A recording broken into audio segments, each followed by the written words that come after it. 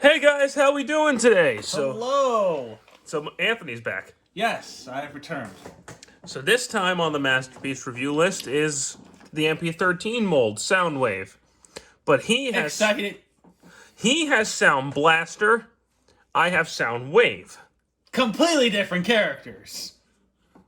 Yeah. Different character, sure. But the boxes are virtually identical. Something interesting about this figure. Even though it's MP-13, MP-14 came out first. That makes no sense. Release schedule. Everyone knows in Japan, 14 to 413. I think the reason behind it was 14 was just a repaint. What was 14? 14 was Red Alert, who's a repaint of Sideswipe. Oh. So they were probably able to get that out faster than they were making Soundwave. So probably there might have just been a delay in production on Soundwave. I'm not sure. I don't know. But the point is he somehow came out after MP-14, even though he's MP-13. Go figure. Differences between these two molds, aside from the color, the big difference is he comes with Laserbeak, and he comes with Rat Bat. Yes. So if you have this one, the only reason to get this one is Rat Bat. And if you have this one, the only reason to get this one is for Laserbeak. So... Yeah. So really, if you have one or the other, I would suggest just, like, if you have this one, just basically skip this one. If you have this one, just skip that one. It's not worth it. It's not. It really, the way I'll boil it down, it really depends on what paint scheme you prefer. I like both pretty much evenly, but I have more of an attachment to Soundwave because I actually watched G1 and I never saw Soundblaster on the cartoon. Pretty much the same thing. I've seen bits of Soundblaster. And before we get to the figure, there's one major difference. The American version of this, he has yellow eyes instead of the red eyes, but he comes with all 5 of the cassettes. So, I mean, it seems like... Hi, kitty. Keep it going. It seems like it'd be ideal just to get the American version, just maybe try painting the eyes. Get the Repro Label sticker set has a red sticker for the eyes. So then that's so there you go. Best Get the American version unless you're like me and you like Takara boxes because you want them all to match. Is that why MP1 does not have the box? That's $600. Okay. Anyway, so box-wise, I'm not going to go through both of them because they're essentially the same box, except one's name is Blaster, one's name is The only difference is his has Rat Bat on the back. It's literally the same box. Oh, it also gives you teases for the next one because the one at MP-15 was Rumble and Ravage. So, or Frenzy and Ravage, depending on who you are. Rumble was red. I'll talk about that when I get to Rumble and Frenzy video. But the memes. So here we have Soundblaster and Soundwave. Yes. If you're about the age of 10 and you're watching this, you're probably not going to know what these are. Ask your parents. But no, they know what they are. Everyone's seen Guardians of the Galaxy. Fair enough. Accessory count, they come with, obviously, their cassettes, which they can fit up to 3 in. They come with a carrying case for the cassettes. They come with Energon cubes. They come with an extra chest piece. Why? I don't know. They actually have the reason for this, I'll explain it just to ask. Soundwaves actually came with readouts that you could put on here and put on him as if he was scanning something. His is because the original Soundblaster mold could fit 2, and his chest piece was bigger. So they did that to emulate the toy. And then he also comes with the same Megatron gun that MP-01 came with, and I guess Anthony's broke. Not a big loss. I don't use this thing, so it doesn't matter. I already went over what this is in the MP-01 mold. So we can still decide. Though I will say this one's a lot sturdier than the one that came with MP-01. Yeah, it definitely was. I remember the MP-01 one. So, like I said, there's not much. Oh, he also comes with this. whatever that is. It's like a little scanny thing. Oh, for comparison's sake, here's the G1 Soundwave. Yeah. He's a lot smaller. And he comes with Buzzsaw. Whereas the Masterpiece comes with Laserbeak. So the cassettes are the same size as the G1 cassettes, which is kind of funny. So technically, you can fit the G1 cassette. You could. Can you? I'm curious. Yeah. Yeah, you can. Look at that. Look at that. We'll get back to the original Soundwave in a bit. So, obviously, there's not really much to go over with a tape deck. It's just a tape deck. So It'd be now clever if it actually worked. you actually can so like the volume control you can actually turn the volume control, which is kind of cool. You can mess with this, and if you wanted to, you can put a pair of headphones in there. Though you wouldn't be listening to anything. I mean, that's why I say it'd be so cool if you could actually, if they actually had specific cassettes made for this, that would actually work. But there'd be so much to do with like the technology in it. This would cost like $400. Yeah, I'm sure someday they'll actually do something like that. Yeah, probably. So, there's not really much to do here except, Now it's a bigger cassette tape. get all Juoger on it and just start stacking all the cubes on top of each other. It's mega cassette player. Oh, jeez. So we're going to go ahead and focus on the transformation now, which I'm actually going to do on Soundblaster. Because technically he did get Soundblaster first. I did, actually. So might as well. His transformation is a little more involved than I'd say MP10's, but it's not on the level of like MP5 or MP1. It's actually a fairly easy one. Compared to what we have later, yeah. So that's going to actually, we'll do that, we'll leave that. You push that down, this part's going to, one of these comes off. Yeah, this part's going to come off. We'll get back to that. Oh, parts forming, oh no. So this part's going to come down after you pull this piece out. That's going to come down. You're going to pull that up. I wonder what these are. It's an arm. Oh, that's going to turn. That's going to pull out to be his foot. You turn this piece up, push that down. See, fairly simple. This part, same thing. It's not like a Power Rangers Megazord with the legs transformations would be different. Those videos are coming soon. Oh, jeez. So. There's a lot to go through. So, there we go. Legs. Push this piece down, push that piece up. Viola. Push those pieces up. Push his chest forward. Push his arms on and close these pieces in. And then you open the wrists up to get the hands out. What? Then you're going to take this piece, turn it around, which I like that they engineered it into the body instead of making a separate piece like the original. And then fold the head up. And there he is. Soundblaster. And now before we talk about him, to get his gun transformed, you pull this open. You can fold the handle out and then push the barrel out. And then that's going to go in his hand. Like so. And there we have Soundblaster in his robot mode.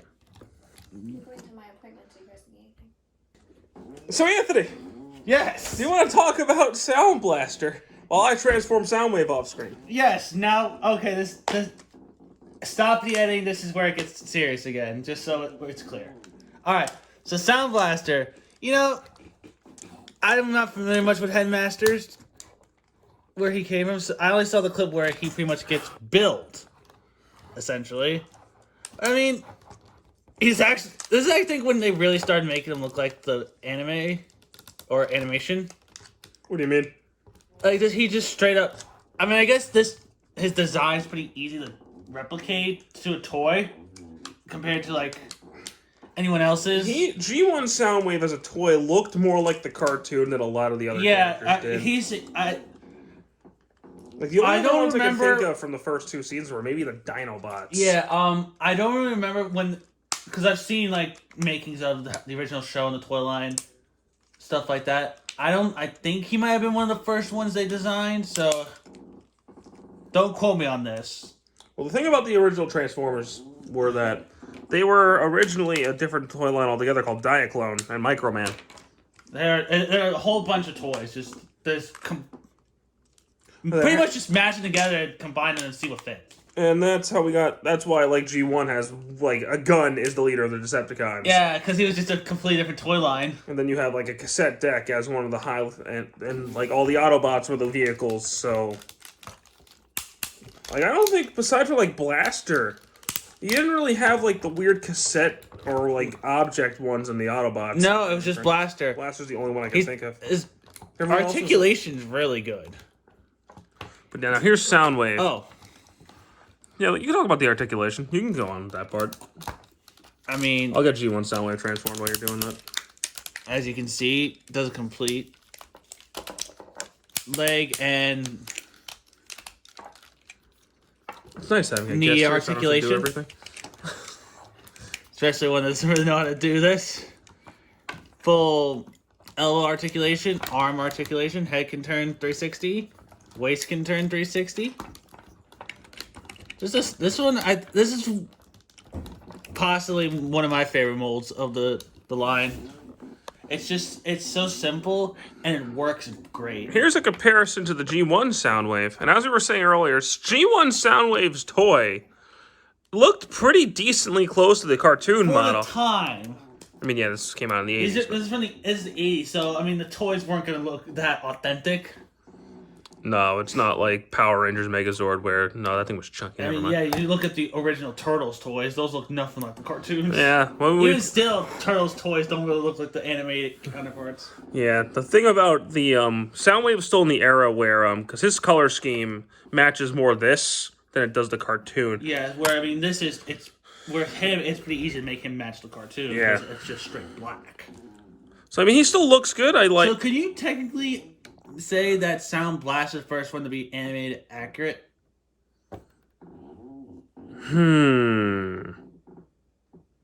No, because you had like things like in season 3, Hot Rod was pretty accurate. Cup was pretty accurate. No, Cup wasn't. Ultra Magnus was pretty accurate. I was talking about the Masterpiece line. Oh, Masterpiece. Yeah, I'm not talking about the original line. He might be. None of them were really accurate. No, the Hasbro version of MP-10 was pretty close. Because his color scheme matched the cartoon. Yeah, but he didn't really look like the show, though. Yeah, that's true. Color scheme wise, I mean, he looks like he's from the cartoon. Yeah. Yeah, so probably. They didn't really go super full cartoony until like Ultra Magnus and Star Saber. And now they're re-releasing the old molds in a more cartoon accurate paint scheme. Yeah. So I appreciate that. But yeah, Soundwave was a really good mold for the time. He was, at the time he was released, probably my second favorite mold after Optimus. I don't know where he ranks now. He's still probably one of my favorites. He's very beginner friendly.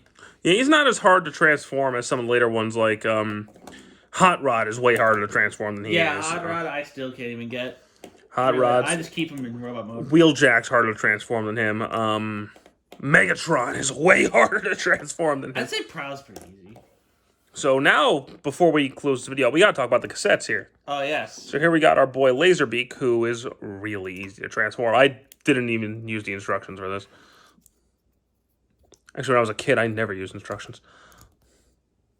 That explains why a lot of our toys broke. You can fuck off. But yeah, I like... Laserbeak is adorable. Like, the engineering on him is actually genius. Because the original toy, as you can see in about 2 seconds, because it won't take me long to transform it. The original toy, which...